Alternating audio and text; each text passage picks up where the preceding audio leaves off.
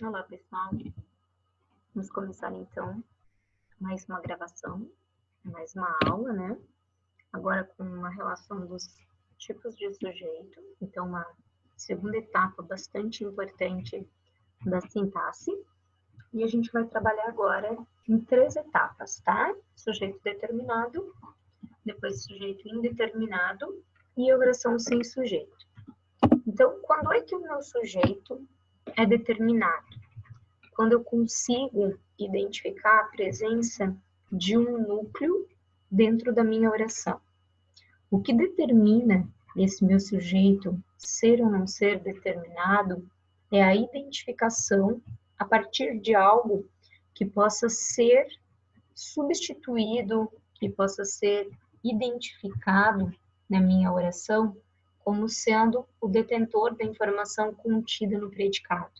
É aquele termo que aparece com clareza, que eu consigo sublinhar, que eu consigo perceber a presença dentro do meu texto. O meu sujeito é determinado, então, e ele vai ser classificado, dividido em sujeito simples e sujeito composto. O que é um sujeito simples? É aquele sujeito que possui apenas um núcleo, ou seja, quando o verbo se refere a uma única palavra. Aqui eu fiz diferentes formas de eu identificar o meu sujeito. Pode ser, por exemplo, na presença de um substantivo, de um pronome substantivo, que é aquele pronome que substitui o termo. Pode ser em uma palavra substantivada, né? Originalmente humilde é um adjetivo. O artigo transformou isso daqui em um substantivo e a própria oração, como a gente viu no vídeo anterior, que isso daqui também é um formato, porque eu tenho uma oração aqui substantiva, né? Introduzida por uma conjunção integrante.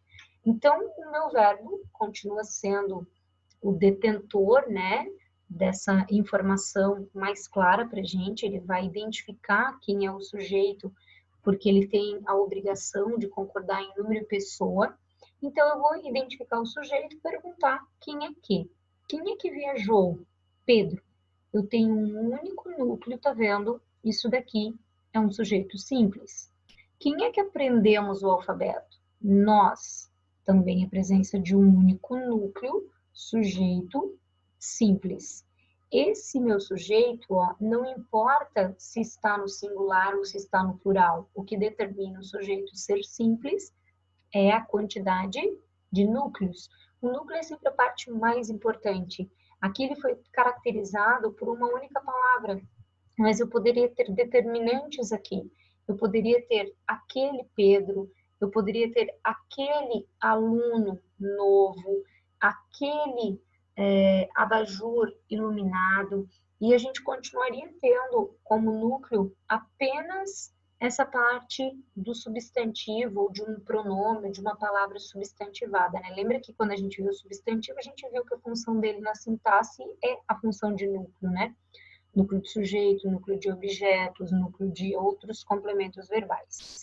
Então, aqui, ó, o humilde aprende mais. Quem é que aprende? O humilde, o núcleo é um sujeito simples, tá? A mesma coisa aqui, porque eu não tenho uma palavra aqui que determina o sujeito. Não é o que, não é o ele, não é o viagem, não é o hoje. Tudo isso daqui é sujeito da oração principal. Eu não tenho como determinar uma única palavra. Então, eu tenho uma única oração, sujeito simples. Quando é que ele é um sujeito composto? Logo, que ele possua, por exemplo, mais de um núcleo. É o que a gente vai, por exemplo, ao contrário do sujeito simples, né? Quem é que viajam juntos todos os anos? Pai e filho. Isto daqui é sujeito. Quem são os núcleos? Pai, filho. Dois núcleos, sujeito composto. Viajamos, ele e eu, para Cancún. Quem é que viajamos?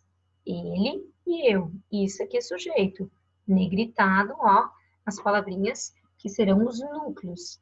Aprendem mais os humildes e os esforçados. Quem é que aprendem mais? Tudo isso daqui, ó, é sujeito. Quais são os núcleos? Humildes e esforçados. Chegaram 6 ou 7 clientes. Quem é que chegaram, né? 6 ou 7, tá vendo? Então, aqui eu tenho sujeitos compostos. Eu tenho o sujeito aqui, tá vendo? Ele está sendo caracterizado pelo numeral. É dele, ó, que eu falo. Tanto que existe aqui uma relação de concordância, né? Se refere a mais de um numeral. Além do sujeito simples e composto, eu tenho um sujeito oculto. No sujeito oculto, não existe a presença do núcleo na oração, mas existe a presença do núcleo a partir do momento que você identifica quem é o pronome que está relacionado a esse verbo. Quando é que eu tenho um sujeito oculto, um sujeito elíptico, um sujeito desinencial? Ele tem diferentes nomes para determinar a mesma coisa.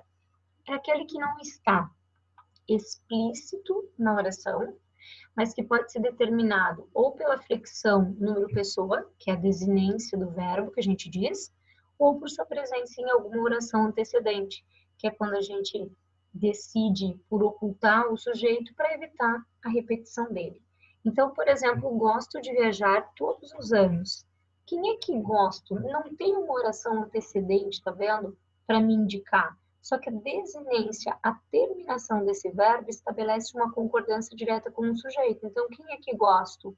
Eu, sujeito oculto. Chamava-se Maria, tinha 16 anos, trabalho no hospital municipal.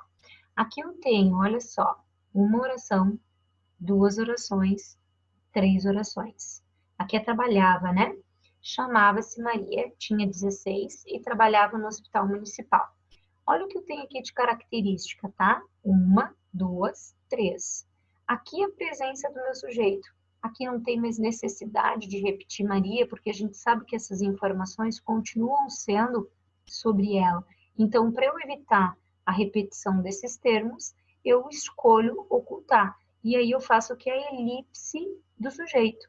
A elipse é uma figura de linguagem que determina o quê? O ocultamento de um termo que já apareceu numa oração anterior, justamente para evitar a repetição dele. Por isso que eu também posso chamá-lo de sujeito elíptico, por conta da elipse desse termo.